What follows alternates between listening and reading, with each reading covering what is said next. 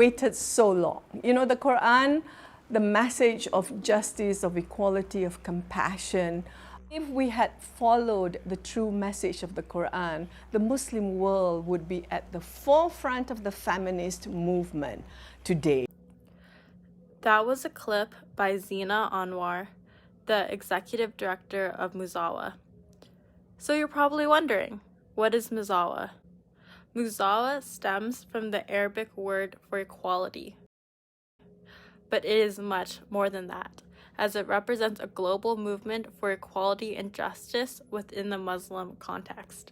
Zina Anwar was one of the 12 women from countries as diverse as Egypt, Yemen, Turkey, and Pakistan who spent 2 years laying out Musawah's guiding principles. In 2009, a meeting in Kuala Lumpar, Malaysia, brought together 250 Muslim activists, scholars, legal practitioners, and policymakers from 47 nations to agree on how Musawah will proceed forward to best promote equality. To answer this question, I will be analyzing key aspects of the Musawah framework for equality that was solidified from the 2009 Kuala Lumpar meeting.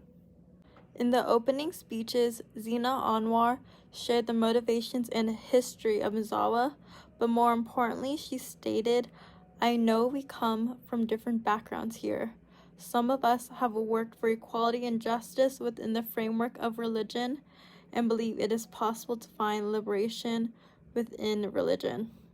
This sentiment would later become a foundational cornerstone to Musawah's framework, as progressive interpretations of the Quran and Sunnah will be utilized as tools of women empowerment. This is a clear attempt at changing the narrative of Islam and the Muslim identity. For decades, many women believed their belief for gender equality and faith to Islam as mutually exclusive. This notion of being forced into choosing the Muslim identity or the feminist consciousness ties into Tala Assad's ideology of secularism, in which secularism was historically used as a tool from Western states to define religious minorities and position themselves in the defensive, as secularism represents progress from the pre-modern to the modern, in which religious states, like countries who uphold Shar'ia law, are deemed pre-modern, but European Christian states are seen as progressive and modern. Historical moments of feminism have been annexed to empire as free subjects who can save those from suffering from human rights abuses and sustain rescue from culture as the main rationality. In this instance, Muslim communities are the perpetrators of oppression, and Muslim women need to be saved from their cultures. However, Musawah turns this narrative on its head by paving an intersection of feminism through Islam. Although Musawah has created many nuanced tactics to combat the popular view of only seeing liberation within secularism, I will be focusing on Musawah's aim to reform family laws through Qur'anic values and the objectives of the Shar'ia, since current Muslim family laws and practices are unjust and do not respond to the lives and experiences of Muslim families and individuals. But what does that mean? Many people confuse Shar'ia, figh, and Islamic law, but they are very different. Shar'ia is the totality of the moral values and rules revealed by God to the Prophet Muhammad. It is divine and eternal. Figh is the human understanding of the Quran and Sunnah, the sacred source of Muslim traditions. Jurists and scholars from over centuries and over many different lands extract legal rulings from these sources. Islamic law is the modern nation-state's government's selective choosing from various figh rulings to regulate the lives of citizens. For instance, there are no two Muslim majority nations with the same laws. This means that figh is not divine, as it is a human understanding of the Shar'ia. Essentially, Musawah liberates women through legal status. Instead of blaming the oppression of Muslim women on their religion, it calls on the responsibility of the state to dismantle dated and gendered laws and practices that restrict women. To give validity to this feminist response, Shireen Razak, a professor of women's studies, believes that the social and political context of feminism activism makes political choices comprehensible. So rather than stress that women were particularly vulnerable, they stress women's rights as citizens. Underlined what that was at issue was the meaning of citizenship itself. Similar to Razak, Musawah recognized this problem with citizenship and thus helped women achieve the same legal rights as men in their respective countries. Musawah uses the Qur'anic principles of justice, equality, equity, human dignity, love, and compassion to challenge unjust laws and interpret religious traditions.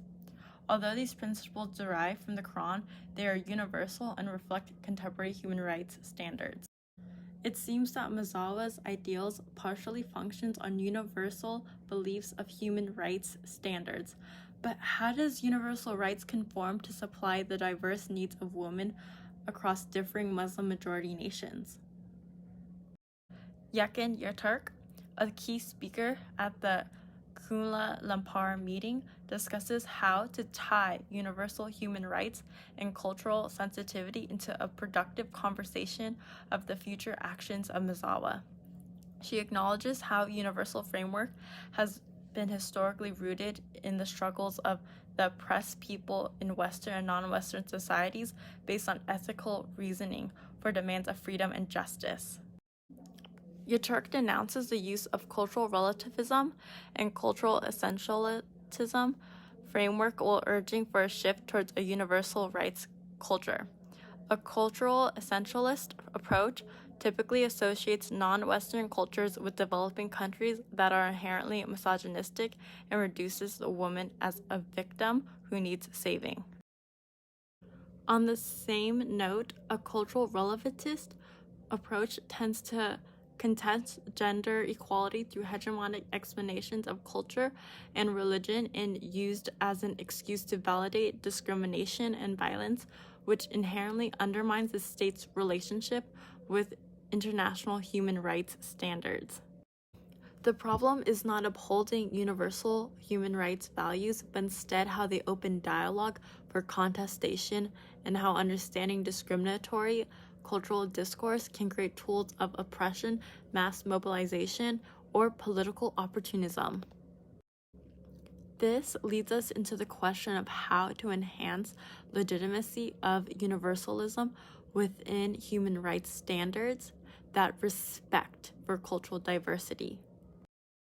Leila Aboud Lagoud, an anthropologist, suggests that, quote, the desires for freedom and liberation is a historically situated desire whose motivational force cannot be assumed a priori, but needs to be reconsidered in light of other desires and aspirations and capabilities that inhere in a culturally historical located subject.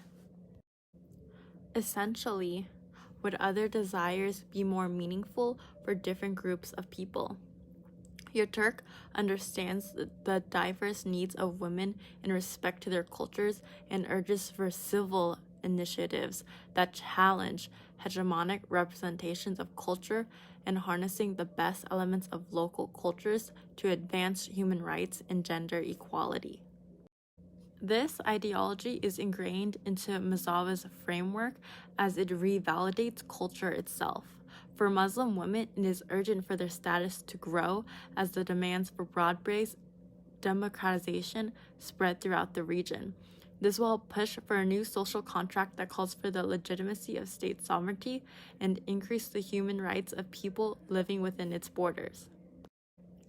In conclusion, Musawah does address the individual needs of women spanning across differing Muslim-majority lands through the framework of fighting for equality and justice by interpreting the Quran and Sunnah to dismantle dated and gendered Islamic laws, and urges to dismantle the discriminatory cultural discourse of universal human rights, but instead extract the positive aspects of local cultures to advance universal human rights and gender equality in respect to culture.